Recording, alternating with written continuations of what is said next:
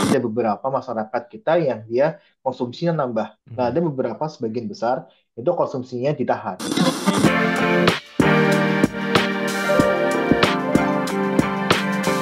Hai sahabat TCID, kalian sedang mendengarkan podcast Suara Akademia. Ngobrol seru isu terkini bareng akademisi.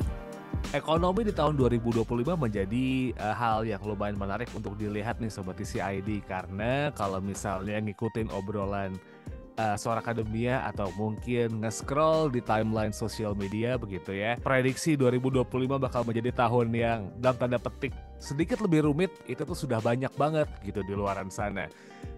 I still remember di 3 bulan terakhir 2024 begitu, obrolan soal lipstick effect dan juga daya beli yang menurun itu tuh sudah diomongin sama teman-teman akademisi, sama teman-teman peneliti juga begitu ya, dari lembaga-lembaga peneliti juga udah nge-mention ini. Tapi ada semacam counter narasi begitu yang bisa dicek juga di sosial media. Yang pertama adalah omongan soal kalau memang daya beli masyarakat rendah, kenapa tiket konser masih laku? Itu yang pertama. Yang kedua, kenapa counter handphone flagship masih laku kalau daya beli rendah gitu? Dan beberapa hari yang lalu, karena memang ini kita habis melewati long weekend begitu ya, ada tweet juga yang bilang bahwa kalau memang masyarakat itu uangnya tipis dan daya belinya rendah, seharusnya orang pada gak liburan. Ini Yogyakarta, Bandung, Puncak, dan Bali rame-rame aja begitu. Narasi ini tuh muncul gitu di mana-mana. And for now, di Suara Akademia kali ini kita bakal ngebahas soal daya beli masyarakat yang memang sebenarnya based on data itu tuh menurun begitu ya, dan juga ada kaitannya dengan lipstick effect and how the government can fix this gitu. Karena daya belinya emang lagi bisa dibilang agak bukan agak sih, memang menurun dan harga-harga makin mahal ya. Jadi we gotta talk and discuss about it di Suara Akademia kali ini. And for this episode kita bakal ngobrol lagi bareng sama Mas Nailul Huda dari Selios untuk ngulik-ngulik soal isu ini. Halo Mas Huda, apa kabar Mas? Halo, Mas Sarif. Alhamdulillah kabar saya baik. Right. Long weekend, gimana Mas Huda? Menikmatinya gimana nih? Ya, ya, ya. Liburan biasa lah ke rumah orang tua, juga ke rumah kakak ke Jawa ya. Nggak Mhm. ke Jogja soalnya. Mhm. Oke, anyway, Mas Huda, kalau kita ngomongin soal daya beli nih, Mas, ini kan menjadi isu yang lumayan disorot gitu ya, disorot, disorot sama beberapa teman-teman ekonom, peneliti juga dan lembaga penelitian begitu, bahwa ada tanda penurunan bahkan sampai dengan akhir bulan Januari 2025 ini belum ada tanda-tanda perbaikannya begitu. Kenapa ya, Mas ya? Situasi sampai saat ini tuh masih stuck di situ aja gitu nih, Mas. Ya, yang pertama seperti ini, Mas Syarif. Kalau kita lihat, memang kan ada yang deny ya, bahwa ini perekonomian kita baik-baik saja dan sebagainya. Nah, kita kemarin coba ngobrol sama asosiasi e-commerce. Kemarin kan ada Harbolnas nih, ya kan? Ya. Di akhir tahun kan. Nah, kita coba bandingkan dengan tahun kemarin. Nah, tahun 2024 dengan tahun 2023 gitu kan. Kita coba bandingkan gimana sih pergerakannya gitu kan. Ya. Nah, tahun 2023 itu kalau kita catat itu sekitar 25 T selama Hmm. 3 hari penyelenggaraan Harbolnas. Nah, ketika tahun 2024 itu dengan jumlah hari yang semakin banyak, sekitar 7 hari gitu kan, itu mendapatkan sekitar itu mencapai 31 triliun. Nah, perharinya itu turun nih gitu kan. Kalau kita hitung per hari, itu rata-rata di Harbolnas itu 4,4 triliun di tahun 2024, Hmm. sedangkan di tahun 2023 itu sekitar 8 triliun per harinya. Nah, ini adalah kondisi yang memang dialami pun ketika kita lihat di Harbolnas kan biasanya kan ada diskon dan sebagainya gitu kan. Nah, Ya. tapi ternyata transaksinya nggak setinggi yang diprediksi gitu kan. Artinya inilah yang realita terjadi bahwa dengan Harbolnas pun belum bisa mengangkat transaksi di e-commerce gitu. Itu yang pertama. Nah, yang kedua, kita masih melihat di tah akhir tahun gitu kan. ada gejolak mengenai tarif PPN 12%. Nah, ini yang Mhm. yang kita lihat sebagai masyarakat akhirnya menunda pembelian untuk beberapa barang gitu kan. Dan juga kalau kita lihat ada beberapa yang dia justru membedakan barangnya secepat mungkin gitu kan, sebelum Mhm. pergantian tahun, sebelum pergantian tarif PPN. Nah, inilah yang memang sangat terjadi gitu kan. Ada fenomena di mana ya daya beli menurun, kemudian kita lihat ada gejolak kebijakan yang membuat semakin tertekan gitu kan. Nah, ini yang pada akhirnya masyarakat ya ya udah ketika daya beli menurun, kemudian di akhir tahun kemarin banyak kita melihat orang-orang berpergian. Nah, ada tiga catatan saya Mas Arief. Yang pertama adalah memang tidak semua, kita harus lihat data sebenarnya tidak semua masyarakat itu mengalami penurunan daya beli. Tidak semua ya. Mhm. Oke, kita pasti akan ada beberapa elemen masyarakat yang juga atau bahkan mengalami kenaikan daya belinya atau kenaikan konsumsinya lah gitu kan. Ya. Nah, ini sangat terkait sekali dengan data terakhir, Mas Arief, yaitu data ketimpangan, di mana ketimpangan semakin melebar. Artinya apa? Artinya ini ada kenaikan untuk konsumsi untuk masyarakat kelas atas, sih kan. Masyarakat kelas atas itu dia mengalami kenaikan konsumsi, sedangkan untuk masyarakat kelas bawah itu dia mengerem konsumsinya. Nah, artinya apa ini? Artinya sangat sejalan sebenarnya tidak tidak kalau semuanya mengalami daya beli menurun, itu ketimpangan biasanya akan menyusut. Nah, tapi Ya. ini ketimpangan meningkat. Artinya ada beberapa masyarakat kita yang dia konsumsinya nambah gitu. Nah, ada Mhm. beberapa sebagian besar itu konsumsinya ditahan. Nah, yang kedua adalah ada fenomena lipstick lipstick effect gitu kan, di mana masyarakat mengalami daya beli, namun mereka berupaya untuk bersolek untuk Ya. memenuhi keinginan pribadi mereka. Nah, fenomena ini biasanya terjadi di kota-kota besar di beberapa lapisan masyarakat. Nah, ketika perekonomian ini tidak baik-baik saja gitu kan, mereka sadar ya udah saya ingin memenuhi kepuasan diri sendiri, saya berbelanja untuk barang-barang yang memang saya bisa reach saat saat ini gitu. Nah, inilah yang menyebabkan fenomena lipstick effect. Nah, ini nanti coba kalau pertanyaan berikutnya saya coba tuh kenapa sih lipstick effect dan sebagainya.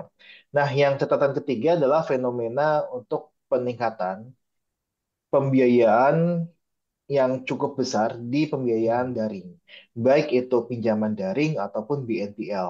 Kedua pembiayaan ini meningkat sekitar 2 digit.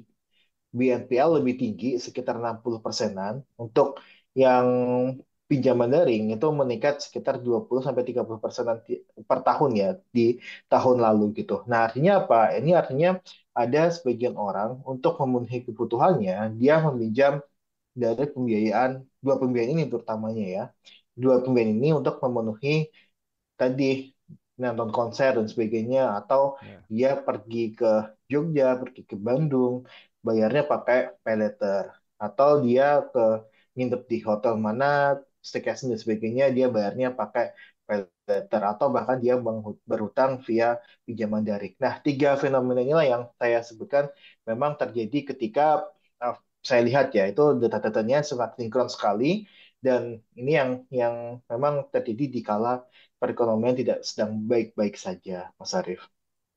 So, bisa diartikan gini nih Mas, orang yang menyimpulkan bahwa ekonomi sedang baik-baik aja itu tuh pada cari picking dong. I mean, memang kelas atas sepertinya bisa tetap Ya, kuat-kuat aja begitu ya. Tapi kan yang kelas bawah nih keluhan harga minyak naik lah, belum lagi harga gas meskipun ya ada subsidi dari pemerintah dikit sih soal listrik. Artinya cuma cari picking aja dong yang di sosmed ini yang pada flexing gitu-gitu nih Mas. ya, kalau saya lihat sebenarnya yang ada di sosmed itu dia menceritakan memang sebagian yang terjadi di masyarakat gitu kan. Mhm. Sebagian kecil bahkan kalau saya bilang. Nah, apakah itu cari picking atau tidak, tentu kita kembalikan lagi ke pendengar nih, bagaimana mereka berasumsi terhadap apa yang terjadi di sosmed itu. Tapi yang jelas adalah memang kita tidak bisa menghindarkan ya bahwa ada fenomena di mana harga-harga tetap tinggi dan sebagainya, masyarakat kelas menengah bawah itu juga tertekan gitu kan. Nah, kita kemarin beruntungnya ada subsidi untuk eh, listrik gitu kan. Tuh. Pun sebenarnya subsidi listrik untuk sebagian besar kalangan yang dia masih belum menggunakan token gitu kan. Ini akan terasanya di bulan Februari sebenarnya. Dia Hmm. tidak di bulan Januari. Nah, memang ini kita lihat ada yang demikian, tapi juga banyak yang mereka ya tadi daya belinya menurun, kemudian mereka melakukan konsumsi yang sifatnya lipstick effect gitu kan. Nah, Hmm. saya coba jelaskan sedikit sih apa sih lipstick effect gitu kan. Nah, memang lipstick effect ini terjadi di US gitu ya, di mana Hmm. ketika Great Depression tahun lampau lah ya 1930-an Ya. gitu kan. Nah, mereka ekonominya sedang tidak baik-baik saja, tapi justru untuk penjualan lipstick itu tetap meningkat gitu kan. Ya. Karena apa? Karena lipstick itu dianggap sebagai barang yang murah, tapi bisa membuat orang itu senang gitu kan. Ya. Nah, mereka bersolek, berdandan dan sebagainya yang pada akhirnya membuat oh ini saya terlihat cantik ketika uh, perekonomian kita tidak baik-baik saja gitu kan. Nah, ini yang kita lihat sebenarnya terjadi di beberapa tahun terakhir gitu kan. Dan bahkan kalau kita lihat lipstick effect ini kan bukan cuma lipstick ya, tapi kan ini sebagai Ya. sebuah efeknya kan yang diibaratkan sebagai tadi barang lipstick itu. Orang-orang mungkin Gen Z ini kan sekarang kan bersoleknya kan dalam artian memenuhi feed Instagram mereka gitu kan Mhm. Mhm. dengan foto-foto yang bagus, liburan yang keren dan sebagainya gitu kan. Nah, inilah yang kita sebut sebagai lipstick effect di Gen Z ini gitu kan. Kita dia ya mereka ini berupaya untuk bisa menyenangkan gitu kan hati mereka ketika ya pendapatan mereka cukup berkurang, pengeluaran mereka bertambah dan sebagainya, dan akhirnya mereka ya udah saya staycation itu kan untuk bisa memenuhi feed IG mereka sehingga tidak dikatakan sama orang lain oh kamu eh, berkurang ya nggak bisa staycation dan sebagainya ya gitu ya, mereka berselek untuk menghindari hal-hal tersebut, makanya mereka ya tadi melakukan berbagai upaya untuk bisa menyenangkan diri sendiri gitu kan, istilahnya lipstick effect seperti itu. I see. Nah, Mas Huda, pertanyaan berikutnya adalah tadi di awal Mas Huda sempat nge-mention kalau lipstick effect ini tuh lebih cenderung terjadi di beberapa kota-kota aja gitu, nggak semua kejadian Hmm. gitu ya. Kenapa situasinya kayak gitu nih Mas Huda? Apakah memang cuma di kota besar aja kah lipstick effect ini bakal muncul buat jadi satu indikasi bahwa oh there is something wrong with the situations gitu atau kenapa nih Mas? Ya, terutama kalau di kota besar itu kan kalau kita lihat data ya, itu kan masalah ketimpangan kan di situ kan cukup tinggi gitu kan. Artinya adalah ada masalah persepsi antara dia kaya dan dia tidak kaya gitu kan. Hmm. Tidak kaya itu kan arti miskin ataupun dia non miskin dan sebagainya. Nah, ketika kita lihat di perdesaan nih Mas, itu memang kalau dilihat dari data ketimpangannya cukup cukup rendah gitu kan. Kenapa Hmm. ketimpangannya rendah? Karena mereka banyak yang miskin gitu kan. Itu kan satu-satunya kan. Nah, ketika kita lihat karakteristik dari masyarakat desa yang dia ya udah kita sama-sama miskin nggak masalah gitu kan. Tapi kalau orang kota itu dengan angka ketimpangan yang cukup tinggi, mereka akan berpikir saya tidak akan mau kalah dengan mereka yang dia bisa untuk berpergian, nonton konser dan sebagainya, sehingga mereka juga memiliki hasrat untuk memenuhi konsumsi tersebut gitu kan. Hmm. Nah, ini yang memang terjadi gitu kan. Dan kalau kita lihat sebenarnya lipstick effect ini kan dia ya tadi ya bersolek dan sebagainya kan, ini kan lipstick itu kan untuk bersolek terlihat cantik dan sebagainya gitu kan. Nah, memang ini memang terjadi di beberapa kalangan di perkotaan, terutama untuk kelas menengah gitu kan, dan juga untuk yang generasi muda gitu kan. Mungkin kalau generasi sudah senior gitu kan dan sebagainya itu tidak berlaku lah untuk lipstick effect gitu kan. Tapi untuk generasi muda, milenial, Gen Z itu memang masih ada pengaruh dari lipstick effect ini gitu. Nah, ini yang saya rasa sebenarnya terjadi dan kita lihat Mas Arif ini kalau kita lihat dari data kemudian lihat dari tadi yang saya jelaskan tiga fenomena tadi ya, di awal itu memang ada beberapa yang yang mencoba untuk melakukan lipstick effect dengan berbagai cara gitu kan. Tadi selain Mhm. ada staycation, kemudian ada dari dia traveling dan sebagainya, ada juga yang dia flagship handphone dan sebagainya. Itu kan merupakan satu keinginan yang ya memuaskan keinginan sendiri gitu Ya. kan. Nah, kita ibaratkan sebenarnya utilitas dan marginal utilitas ya atau kepuasan kita itu memang sangat-sangat terdiri dari berbagai produk gitu. Nah, ketika Mhm. ini pendapatan kita menurun ataupun tetap ya, artinya ada isu cost yang tetap. Kita mencoba untuk menggiring konsumsi kita kepada barang-barang yang dia sangat mudah diraih gitu kan. Nah, tapi eh, mendatangkan kepuasan. Mhm. Kepuasan mereka itu lebih lebih tinggi gitu. Nah, ini yang kita harap mungkin akan berubah gitu kan, bukan lipstick lagi. Kalau zaman dulu lipstick, sekarang lipsticknya berubah di media sosial mereka. Mereka bisa Mhm. berpergian dan sebagainya. Mereka bertolak di situ. I see.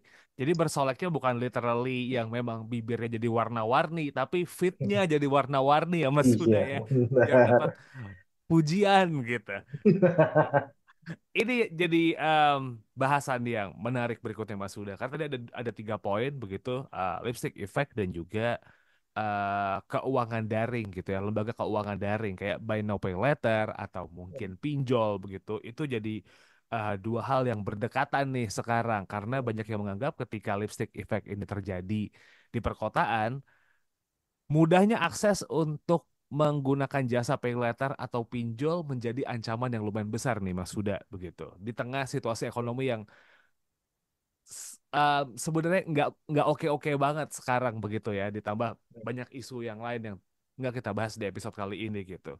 So, pertanyaan saya pertama nih, kenapa ya lembaga keuangan itu tuh berani gitu, Mas? Ketika memang situasinya udah ketahuan bahwa ini ada situasi yang lipstick effect begitu ya, eh, mereka justru malah jor-joran nih ngeluarin kayak pay letter makin gampang, pinjol makin gampang, limitnya digedein gitu. Bukan ini situasi yang berbahaya ya? Ya, yang pertama seperti ini, Mas. Kita menyadari ya bahwa ketika perekonomian sedang baik-baik saja, banyak PHK dan tadi ada lipstick effect dan sebagainya, itu memunculkan permintaan. Mhm. Kita tidak sadari ini memunculkan permintaan untuk lembaga pembiayaan.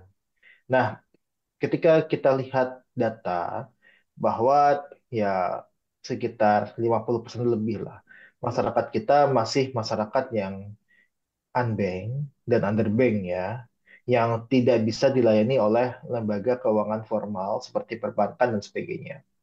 Nah, mereka ini tetap melakukan permintaan, ada permintaan, mereka ingin butuh pembiayaan. Saya butuh pembiayaan nih, either dia untuk melakukan lipstick effect atau memenuhi kebutuhan, itu mereka membutuhkan pembiayaan. Nah, apa sih pembiayaan yang paling mudah yang mereka dapatkan sekarang gitu kan? Ketika mereka tidak dijangkau oleh perbankan. Perbankan tentu tidak mau untuk membiayai orang-orang ini gitu kan. Ya. Karena mereka tahu resikonya cukup tinggi. Mereka juga butuh untuk kolateral. Mereka melakukan slick ya sekarang ya, slick atau BI checking dulu namanya. Mhm. Nah, akhirnya mereka ini orang-orang yang dia tertolak ataupun tidak dirit sama perbankan, itu mereka mencari pembiayaan alternatif. Dulu mungkin kita mengenal yang namanya rentenir gitu kan, atau lintah Mhm. darat, atau individu gitu kan. Nah, ini datanya sekarang menurun untuk dia meminjam di individu. Mereka beralih dengan meminjam menggunakan gadget mereka. Nah, kalau kita lihat data, itu ternyata untuk buy now pay later, pertumbuhannya itu ada yang mencapai 100% lebih. Artinya Mhm. dia meningkat 2 kali lipat. Kemudian ada juga yang pinjaman daring, dia juga meningkat sekitar 20-30%. Nah, mereka beralih ke situ. Karena apa? Karena mereka mudah untuk di reach atau didapatkan untuk pembiayaannya. Nah, inilah yang terjadi fenomenanya peningkatan untuk ya tadi outstanding pembiayaan dan sebagainya. Dan kita lihat Mas Arief, 70% dari pembiayaan di fintech P2P lending atau pinjaman daring itu dia larinya ke konsumtif.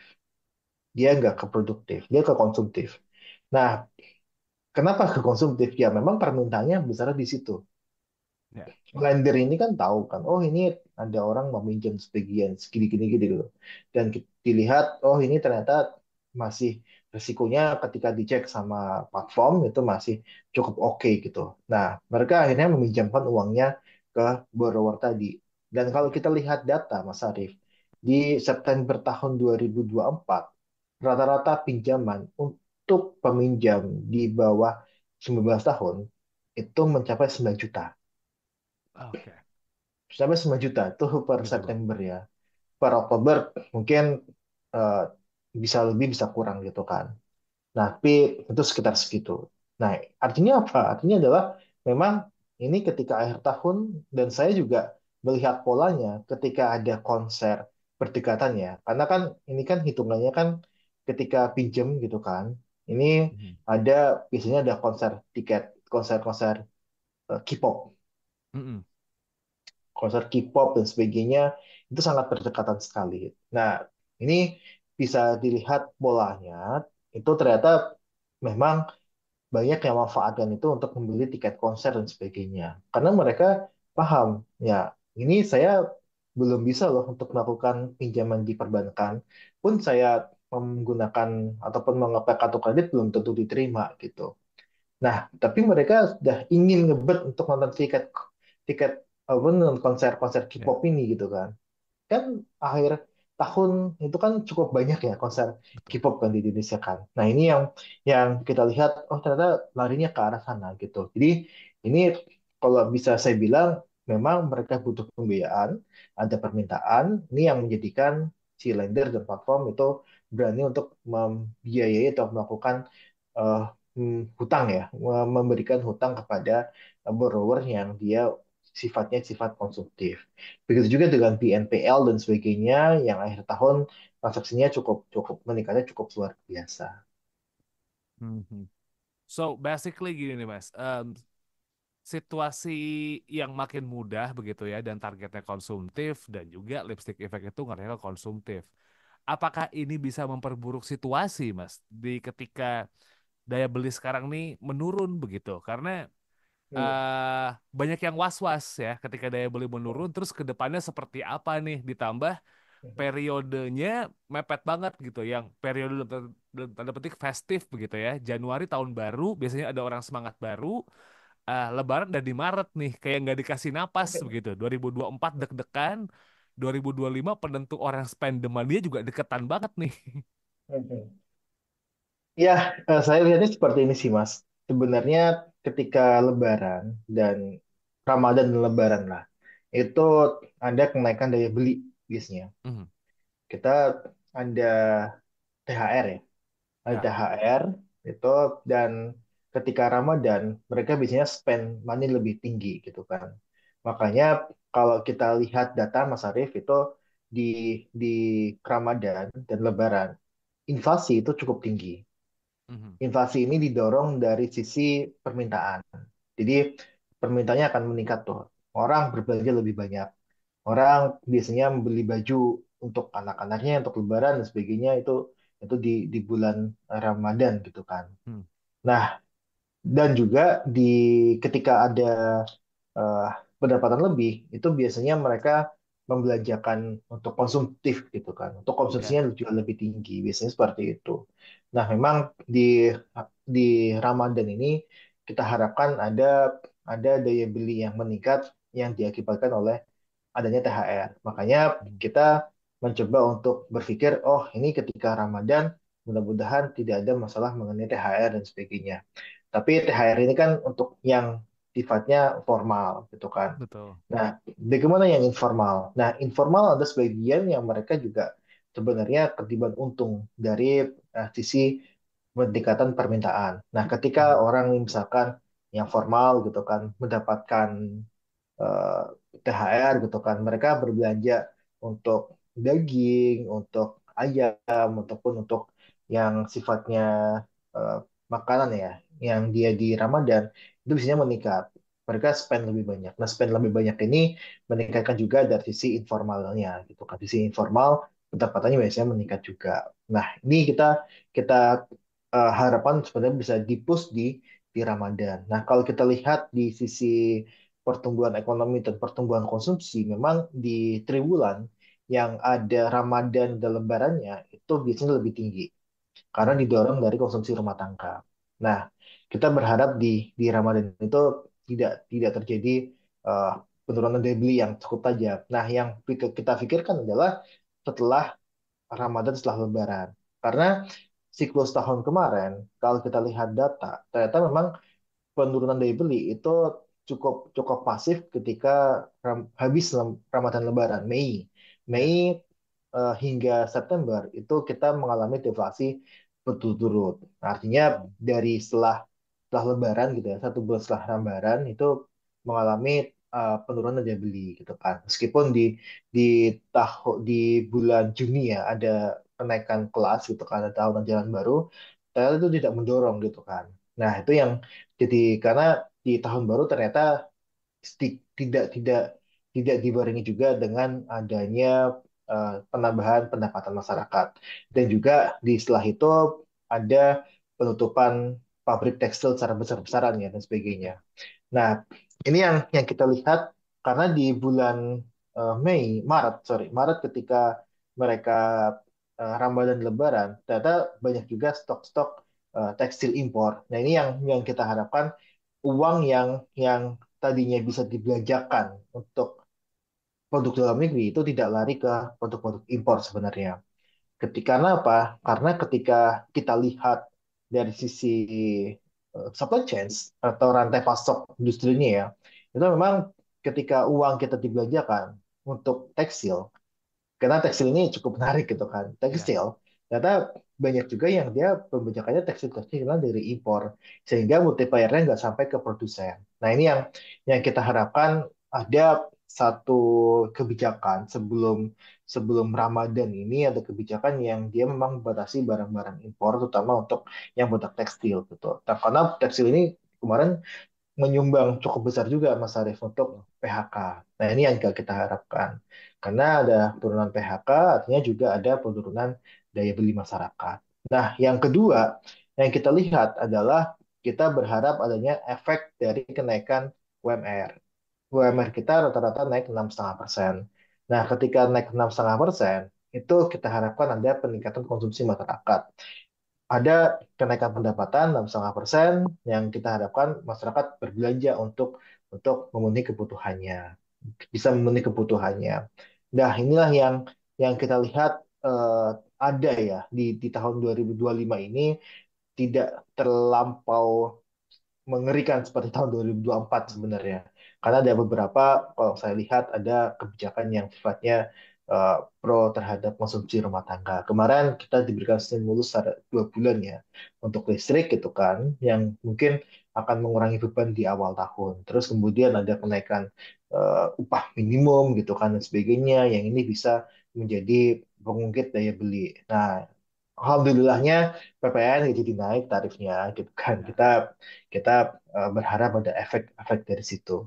Dan kita berharap ini presiden atau pemerintahan lah ya, ini tidak menaikkan harga-harga yang diatur oleh pemerintah, seperti harga BBM, harga tarif listrik dan sebagainya. Oke. Tidak menaikkan harga yang memang dikonsumsi oleh masyarakat banyak gitu ya. Secara umum di Hmm. Indonesia kebijakan yang apa ya? Kebijakan yang pro kepada konsumsi masyarakat begitu dan juga memanfaatkan momentum di Ramadan ini menjadi kunci nih supaya kita akhirnya keluar dari penurunan daya beli yang tahun kemarin sepertinya jadi hantu begitu yang bikin banyak orang takut nih. Is there anything yang bisa dilakukan pemerintah lagi nih, Mas Huda, supaya pada akhirnya nih situasi ekonomi kita membaik dibandingkan di 6 bulan terakhir 2024 kali ya, karena gonjang-ganjingnya banyak banget gitu. Apalagi ditambah pada saat itu transisi pemerintahan tuh yang bikin semua jadi Ya, serba nggak pasti gitu nih, Mas. ya.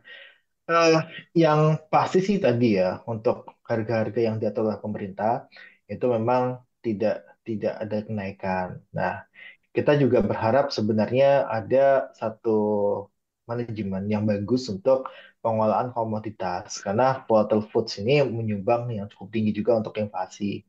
Nah, volatile food ini yang kita harapkan seperti beras dan sebagainya, itu harganya bisa stabil gitu kan. Tidak terlampau sangat-sangat volatile, tinggi sekali dan sebagainya. Ini sangat tergantung dari ketersediaan stok pangannya.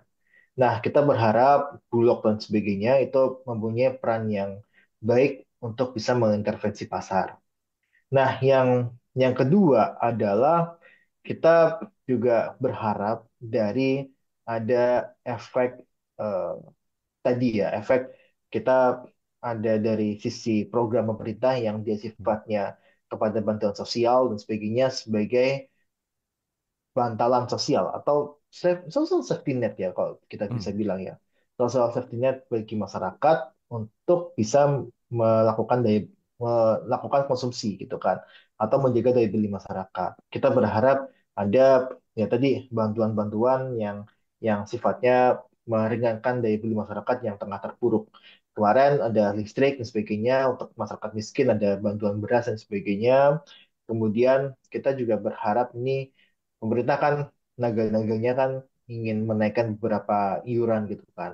Kemarin TPL gitu kan, kita setengah mengerjakan mengenai dampak ada iuran wajib TPL dan sebagainya, terus kemudian BPJS Kesehatan gitu kan yang di diisukan akan naik dan sebagainya yang kita harapkan itu juga tidak tidak terjadi gitu kan. Karena ketika itu naik otomatis sebenarnya pendapatan disposable atau pendapatan yang bisa dikonsumsi dibelanjakan oleh masyarakat itu akan berkurang. Nah, ini yang menyebabkan tadi konsumsi rumah tangga itu tumbuhnya tidak optimal. Nah, ini yang kita harapkan ada di peran pemerintah di situ. Ada dari sisi bantuan sosial, ada juga dari sisi penahanan harga-harga yang diatur oleh pemerintah. Ini yang kita harapkan. Nah, yang berikutnya adalah menjaga dari sisi nilai tukar.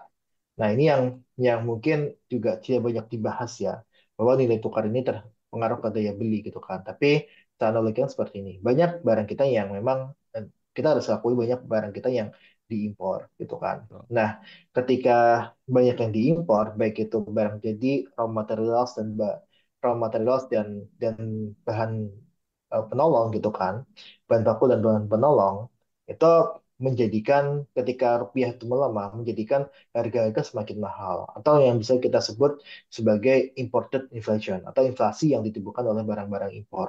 Nah, kita harapkan sebenarnya di beberapa bulan ke depan itu pemerintah aktif untuk menjaga nilai tukar kita. Karena kita lihat sekarang kan di angka 16 ribuan ya, itu Ya. cukup cukup cukup riskan juga bagi pemerintah yang harga-harga pasti akan lebih mahal gitu kan, terutama untuk barang-barang yang dia memerlukan bahan baku dari impor gitu. Nah, ini yang yang kita bisa harapkan juga dari pemerintah selain tadi untuk menjaga daya belinya dari subsidi, dari bansos, dan juga ada dari sisi nilai tukar yang memengaruhi dari barang-barang yang eh, diimpor gitu. Itu mungkin Mas Haruf kalau dari saya ya.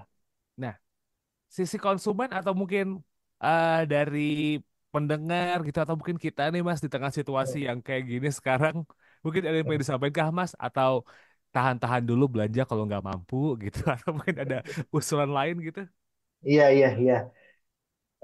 Tentu kalau saya menyarankan kebijakan tahan dan belanja, ya memang ini kalau masyarakat mampu untuk berbelanja, saya sarankan berbelanja gitu. Karena dari belanja ini bisa menghasilkan multiplier efek kepada mood ekonomi kita. Multiplier efeknya dari sisi tadi UMKM bisa meningkat dan sebagainya. Tapi lagi-lagi barang-barangnya adalah barang-barang lokal. Nah, Nah, kalau memang dirasa masih butuh untuk menabung dan sebagainya, silakan saja menabung dan ketika tidak membutuhkan barang-barang gitu kan, saya nggak butuh ini nih, tapi saya ingin, nah itu ditahan dulu gitu, ditahan dulu untuk ya. berbelanja karena ini kita menghadapi situasi yang tidak menutup ke depan gitu kan. Tapi ketika ada uang dan memang butuh untuk berbelanja, ya kita sarankan untuk berbelanja gitu kan. Karena ini kan efek negatif ya. Ya. Ketika tabungan itu meningkat, sebenarnya itu nggak bagus juga gitu kan. Karena Mhm. satu sisi akan menahan konsumsi rumah tangga. Nah, konsumsi rumah tangga ketika itu bisa diputarkan dengan baik, maupun dibelanjakan barang-barang lokal dan sebagainya, tidak barang-barang impor yang kita harapkan ada multiplier efek kepada perekonomian secara umum. Kita bisa membantu untuk ya tadi ketika kita membeli beras, artinya kita membantu dari petani dan sebagainya gitu kan. Nah, kita berharap seperti itu. Jadi ya bagi masyarakat itu belilah barang-barang yang dibutuhkan dan jangan beli barang impor. Kemudian kalaupun memang belum mempunyai uang yang cukup dan tidak merasa tidak butuh barang tersebut, ya ditahan saja karena kita tidak tahu situasi ke depan seperti apa. Bisa Oke. saja dengan terpilihnya Trump itu barang-barang lebih mahal lagi ke depan. Nah, ditambah dia udah mulai masang tarif, habis itu barrier, apa-apa bikin dia deg-degan Mas sudah ya. Iya, terutama barang-barang elektronik ya Mas Arif ya. Karena Ya. Trump ini berencana untuk menaikkan tarif untuk dan melarang atau mengurangi ekspor dari Amerika untuk chip.